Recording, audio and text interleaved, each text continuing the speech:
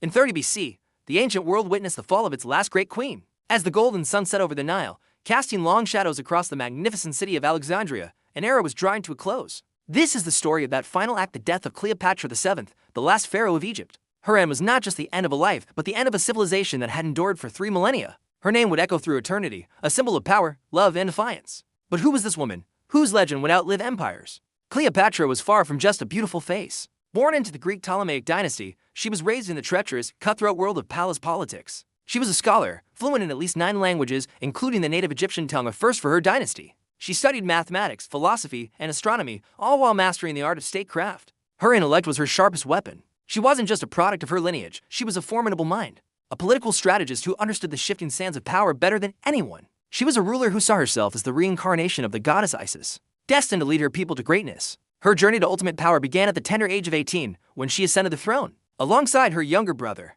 But in the Ptolemaic court, family ties were no guarantee of safety. Power struggles were constant and deadly. Court eunuchs and advisors conspired against her, viewing her strength and intelligence as a threat. They succeeded in turning her brother against her, and soon, Cleopatra was forced into exile, driven from her own kingdom. But she was not one to accept defeat. From the deserts of Syria, she raised a mercenary army, determined to reclaim what was rightfully hers. She was a queen in exile, but her ambition burned brighter than ever. Her chance came with the arrival of the most powerful man in the world, Julius Caesar. He came to Alexandria to settle the dynastic dispute, but Cleopatra knew this was her moment. In one of history's most famous gambles, she and herself smuggled past enemy lines, famously rolled up in a carpet, delivered directly to Caesar's feet. Her audacity and charm captivated the Roman general. More than that, he recognized her sharp political mind and her legitimate claim to the throne. He saw a powerful ally, not just a damsel in distress. This alliance, sealed by politics and passion, restored her to power. It was a partnership that would produce a son, Caesarion, and forever link the fate of Egypt with that of Rome. But the world of Roman politics was as volatile as her own. The assassination of Julius Caesar on the Ides of March in 40 BC sent shockwaves across the Mediterranean.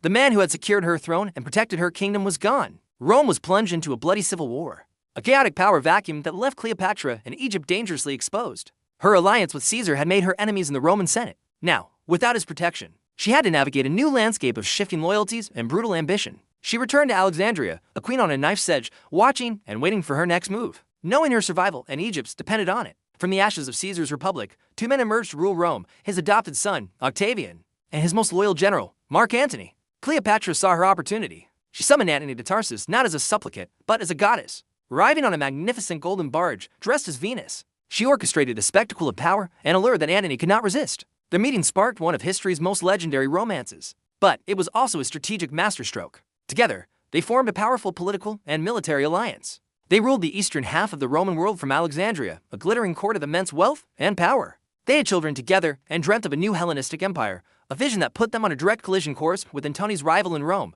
the cold and calculating Octavian. The tension between Antony and Octavian finally erupted into open war. The fate of the world would be decided in a single, epic naval battle. In 31 BC, off the coast of Greece at Actium, the massive fleets of Antony and Cleopatra clashed with the smaller, more agile ships of Octavian. The battle was a disaster. Miscommunication and tactical errors led to chaos. Seeing the battle turning against them, Cleopatra's squadron broke through the Roman lines and fled back towards Egypt. Antony, in a decision that would haunt him forever, abandoned his men and his fleet to follow her. The great general had lost his nerve and with it, the war. Their defeat at Actium was total and catastrophic.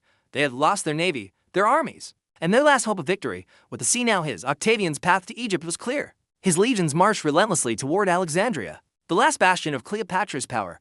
Panic gripped the city as the inevitable drew closer. Antony's remaining forces deserted him, surrendering to Octavian. The glittering capital, once the center of the known world, was now a city under siege. The dream of a grand Eastern empire was dead. For Cleopatra, every escape route was closing. She watched from her palace as her kingdom crumbled, her allies vanished, and the Roman eagle cast its shadow over her home.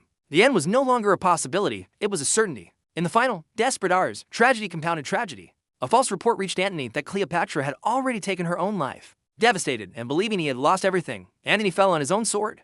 But the wound was not immediately fatal. Mortally wounded, he was carried to the mausoleum where Cleopatra had barricaded herself. In a scene of heartbreaking finality, the once great Roman general died in the arms of the queen he loved. Cleopatra was now truly alone, a prisoner in her own city, her lover dead and her mortal enemy, Octavian, at the gates, ready to claim his prize. Octavian entered Alexandria as its conqueror. He met with Cleopatra, but his intentions were clear. He wanted her alive, not as a fellow ruler, but as the ultimate trophy. His plan was to parade her through the streets of Roman chains, a public spectacle to celebrate his triumph and her humiliation. For a queen who saw herself as a goddess, a descendant of pharaohs, this was a fate worse than death. She had lived her life as a ruler, commanding armies and seducing generals. She would not end it as a captive. She made her final choice. In the secrecy of her tomb, surrounded by her last loyal attendants, she enacted her last defiant command. Whether by the legendary bite of an asp or a fast-acting poison, Cleopatra chose to die on her own terms. With her last breath, the Ptolemaic Dynasty, which had ruled Egypt for nearly 300 years, came to an end. A civilization that had stood for 3 millennia was absorbed into a new empire.